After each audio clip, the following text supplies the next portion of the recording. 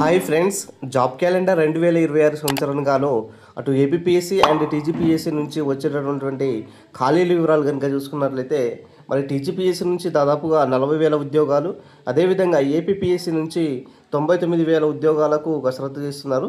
So వివరాలకు వెళ్ళే ముందు ఒక చిన్న announcement. Free coaching, free mentorship ప్రోగ్రాంలో భాగంగా TGPSC, APPSC, group 1, group 2, group 3, SIPC, DSC సంబంధించినటువంటి ప్రిపేర్ అయ్యేటటువంటి విద్యార్థులకు డిసెంబర్ నుంచి క్లాసెస్ స్టార్ట్ అవ్వబోతున్నాయి. పీడిఎఫ్స్ కూడా మేము ఒక గ్రూప్లో పోస్ట్ చేస్తాం. ఇంట్రెస్టెడ్ క్యాండిడేట్స్ అయితే జాయిన్ కాండి. అయితే వాస్తవానికి మరి టీజీపీఎస్సీ నుంచి 40,000 ఉద్యోగాలకు భర్తీ చేస్తామనేసి అంటున్నారు. ముందుగా 20,000 వరకు ఉద్యోగాల నోటిఫికేషన్స్ ఇస్తామనేసి కూడా చెప్పడం జరుగుతుంది. కాబట్టి ఫస్ట్ ఎస్ఐ కానిస్టేబుల్ సంబంధించినటువంటి ఉద్యోగాలైన, అదేవిధంగా విద్యుత్ శాఖ ఉద్యోగాలు, తర్వాత అటవీ శాఖ సంబంధించినటువంటి ఉద్యోగాలు ఇచ్చే ప్రయత్నంలో టీజీపీఎస్సీ ఇక్కడ భావిస్తుంది. ఇక నెక్స్ట్ కనుక చూసుకున్నట్లయితే ఏపీపీఎస్సీ అభ్యర్థులకు సంబంధించినటువంటి కనుక చూసుకున్నట్లయితే ఇక్కడ 24 శాఖల నుంచి వివరాలు పెండింగ్లో ఉన్నాయి. కాబట్టి సో మొత్తం 99,000 వరకు ఖాళీలు ఇచ్చే ప్రయత్నంలో ఇటు ఏపీపీఎస్సీ కూడా ఉన్నది. సో దాదాపు కూడా పంచాయతీరాజ్ శాఖల్లో కూడా 23,000 దాకా పోస్టులు, తర్వాత మిగతా శాఖలలో మనకు చూసుకున్నట్లయితే అటవీ శాఖల్లో అయినా సరే, తర్వాత రెవెన్యూ శాఖల్లో అయినా సరే, తర్వాత వచ్చేసి పోలీస్ డిపార్ట్మెంట్లో అయినా సరే, సో ఇలా మొత్తం కలిపి దాదాపుగా 99,000 ఉద్యోగాలకు నోటిఫికేషన్స్ ఇవ్వాలనేసి కూడా ఏపీపీఎస్సీ ప్రభుత్వము ఇప్పుడు కసరత్తు చేస్తుంది. సో ఇది కొత్త ఏడాదిలోనే వచ్చే అవకాశం ఎక్కువ కనబడుతుంది.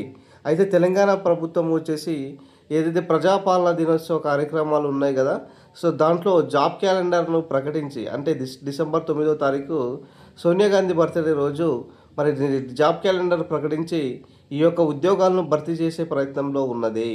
అయితే గ్రూప్ 1, గ్రూప్ 2, గ్రూప్ 3, గ్రూప్ 4తో పాటు ఎస్ఐ అండ్ కానిస్టేబుల్ సంబంధించినటువంటి ఉద్యోగాలతో పాటు డిఎస్సి, ఎఫ్బిఓ, దేవాదాయ శాఖలతో పాటు విద్యుత్, జేఎల్, డిఎల్, అదేవిధంగా లైబ్రరీ శాఖలకు సంబంధించినటువంటి గతంలో జాబ్ క్యాలెండర్లో అనౌన్స్ చేశారు. కానీ ఇప్పటి వరకు అది రాలేదు. కాబట్టి ఈసారి మాత్రం ఇవన్నీ కూడా భర్తీ చేసే ప్రయత్నంలో కూడా ఉన్నది.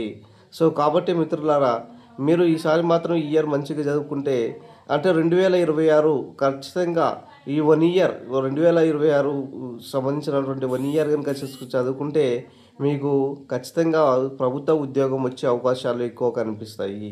ఎందుకంటే మళ్ళీ ప్రభుత్వాలు మారిన తర్వాత మళ్ళీ కొత్త ప్రభుత్వం వచ్చే వరకు దాదాపుగా 3 ఇయర్స్ వరకు నోటిఫికేషన్స్ కూడా ఇవ్వదు. లాస్ట్ 2 ఇయర్స్ ఇస్తారు. కాబట్టి సో అప్పుడు కంటే వేచి ఉండడం కంటే ఈ యొక్క నోటిఫికేషన్ అనేది ఫైనల్ నోటిఫికేషన్ అని భావించుకొని ఈ ప్రిపరేషన్ను కంటిన్యూ చేసుకోవడం చాలా ఉత్తమం అనేసి నేను భావిస్తున్నాను.